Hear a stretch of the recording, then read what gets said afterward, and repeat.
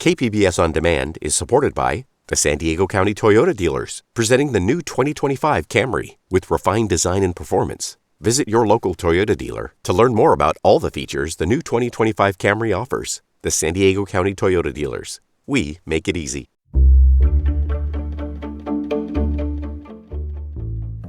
Good morning, I'm Debbie Cruz. It's Wednesday, March 27th.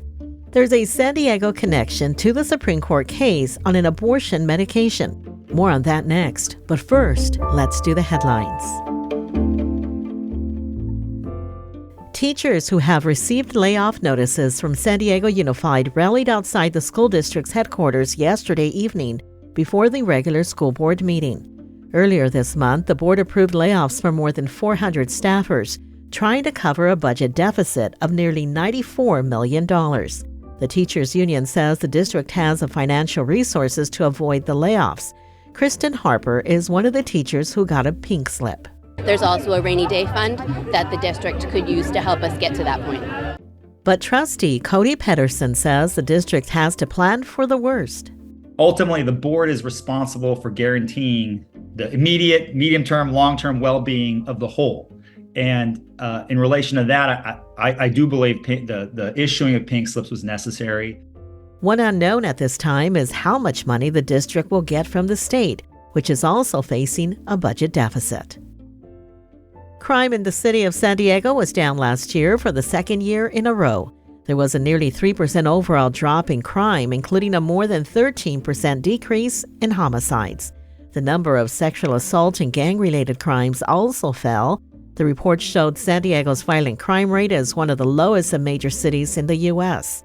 However, hate crime reports increased from 38 cases in 2022 to 66 cases in 2023. The SDSU men's basketball team is headed to the Sweet 16 of the NCAA tournament tomorrow.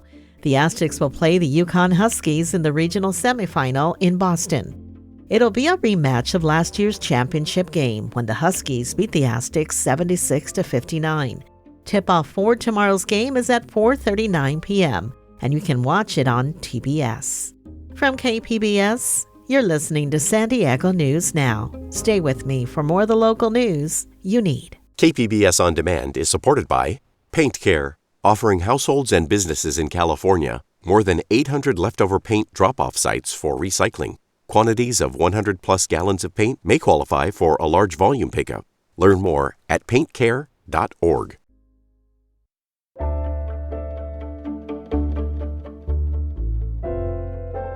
The Supreme Court heard oral arguments yesterday in a case on a widely used abortion medication with potential nationwide implications. Health reporter Heidi DeMarco has more on the San Diego connection. In the latest Supreme Court case, the focus is on the accessibility of the abortion drug mifepristone and whether the FDA unlawfully eased restrictions for patients to obtain it. Anti-abortion groups claim the FDA fast-tracked approval of the drug without studying its safety or potential impacts on minors. Among the plaintiffs is Escondido Dr. George Delgado, who did not respond to interview requests. He is known for a protocol using the hormone progesterone to reverse medical abortions. Medical groups say it lacks scientific support. San Diego County Supervisor Tara Lawson-Remer is pushing for enhanced availability of the drug. Whatever happens at the federal level, whatever the Trump activist judiciary imposes on the country, that we're protected here in our own community, and that we have a sufficient stockpile of these really vital prescription medicines. A ruling is expected in June. Heidi DeMarco, KPBS News.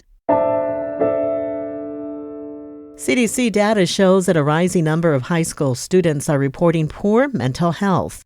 This week, our newsroom is looking at mental health in schools. Reporter Katie Heisen spoke with people trying to identify the need for helping kids as young as second grade. School therapist Shay Prophet says he grew up with a single mother and few opportunities. His no-nonsense cadence and ramrod straight posture hint at his military background. After 2 tours, he became a correctional officer. I did find myself seeing some of the inmates and seeing a reflection of myself, seeing the challenges that they faced, and if they would have had somebody or a resource would they still be in this situation? He would give the incarcerated men advice, try to help with their transition out. I used to get feedback from my supervisors, like, that's not what you're here for. If you want to do this, you need to go back to school and become a counselor. So he did. But then he had what he calls an epiphany. If I was going to be a correctional counselor, you had to go to a facility in order to see me. You had to have already gotten in trouble or done some sort of crime, and then I can give you a service. So during school, I decided to go into preventative maintenance. He went back to where the school to prison pipeline starts, with children like himself who need resources and aren't getting them. Now program director for SBCS, formerly South Bay Community Services, he oversees an enormous task: to screen San Isidro School District students, 2nd through 8th grade, and provide them with the right behavioral and emotional health services. He asks them questions like, do you like school? Are you turning your homework in on time? Are you able to get along well with others? His team places students who need a little extra support into groups to learn things like conflict resolution and emotional regulation. They sometimes connect high-risk students with therapists. Prophet says the screening, now in its first full year, addresses a key problem.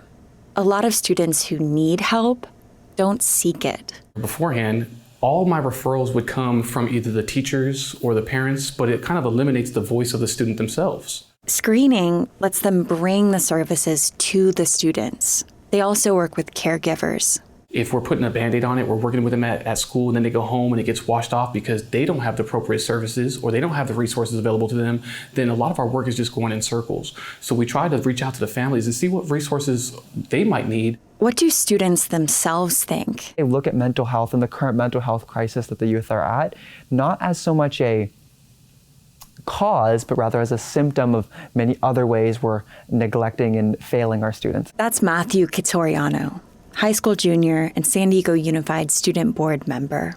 Bell schedule and also the pressure of increasingly low acceptance rates within colleges creates a culture that really is focused on academics and not all the wonderful things that you can learn in high school, like how to make friends, how to spend time with them. Kitoriano says some of the mental health work in schools is being led by students.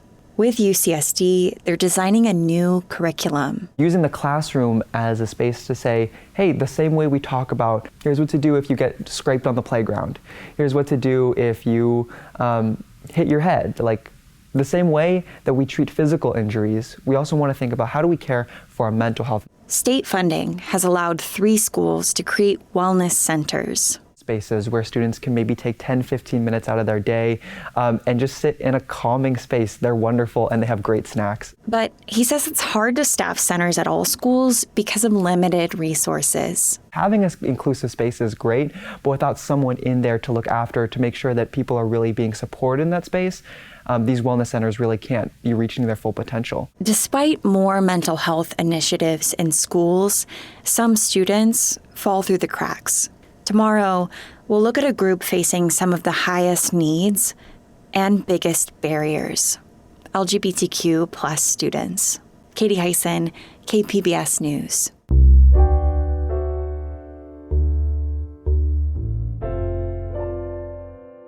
Two Republican candidates are heading to the general election in the race for the 75th Assembly District. Reporter Scott Rodd has more. Republicans Carl DeMaio and Andrew Hayes will face off in November to represent this rural assembly district, which covers most of East San Diego County and includes a 50-mile stretch of the southern border. DeMaio has maintained a strong lead since the first results dropped. We're running against the powerful, corrupt interests of a broken political system. And they do not want me in Sacramento because they know that I'm an independent voice that will fight for what I believe is in the best interest of my constituents. The race for second place was much tighter. Hayes only secured the spot when Democrat Kevin Jusa conceded in recent days.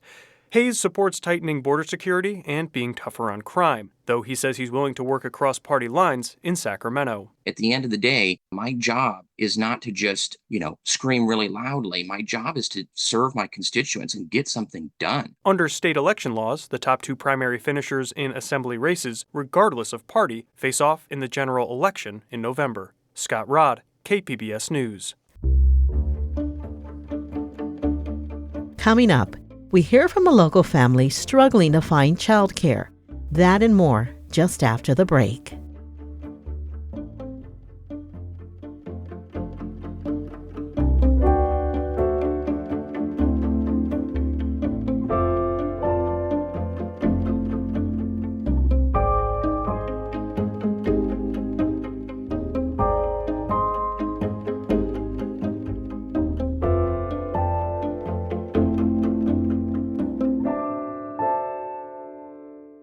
KPBS On Demand is supported by Marrokal Design and Remodeling, helping homeowners with their home remodeling needs. From ADUs to kitchen remodels, room additions, and custom homes, Marrokal Design and Remodeling can help homeowners design and build their dream homes. More at trustyourhometous.com.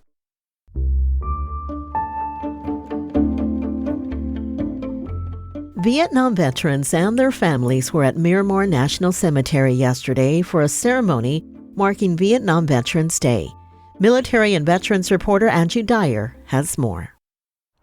It's an overcast and drizzly morning at the cemetery as veterans and their families pause and remember the war. In a short speech, Marine Colonel Brendan Sullivan talked about how it impacted his family as the son of a Marine officer severely wounded in 1965. He tells KPBS his family didn't talk about it while his father was alive. After my father passed, I think we changed our minds on that and have become willing to talk about it more. But there's a lot of pain with amongst the veterans and their family members. He says it's important to honor these veterans now.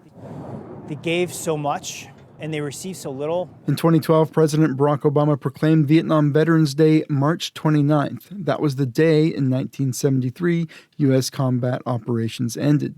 Vietnam Veterans Day will be observed officially Friday. Andrew Dyer, KPBS News.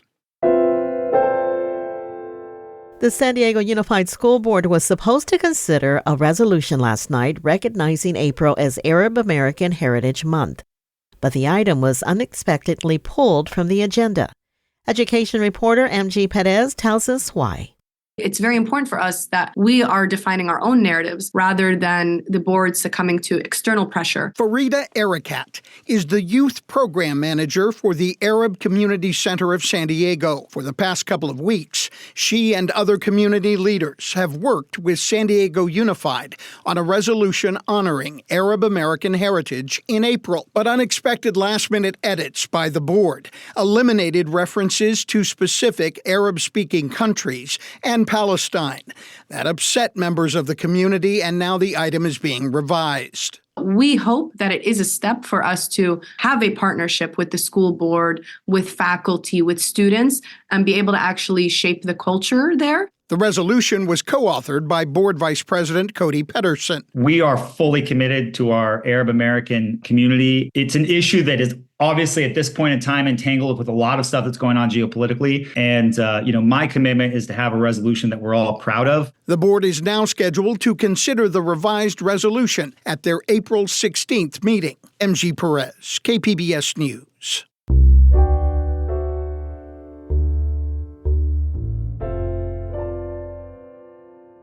Our newsroom recently launched a 6-part series about the child care crisis. It's called Where's My Village?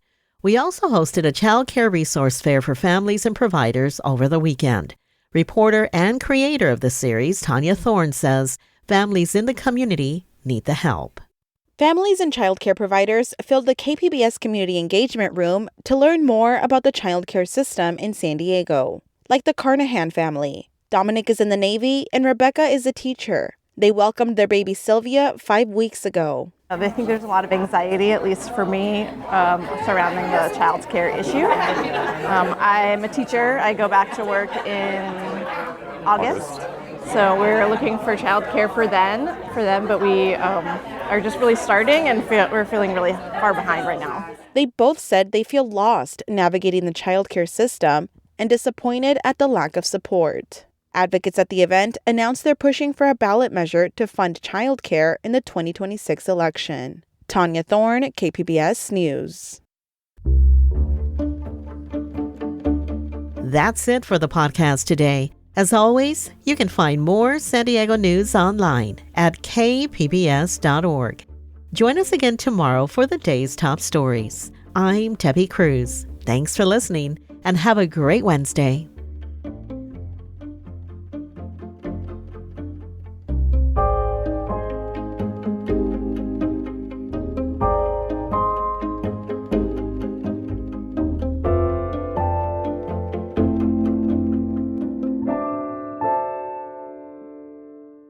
KPBS On Demand is supported by Fleet Science Center's newest exhibit, Survival of the Slowest. See firsthand how nature's smallest, slowest, and weakest creatures can not only survive, but thrive in the wild. Open May 24th through September 1st. Learn more at fleetscience.org.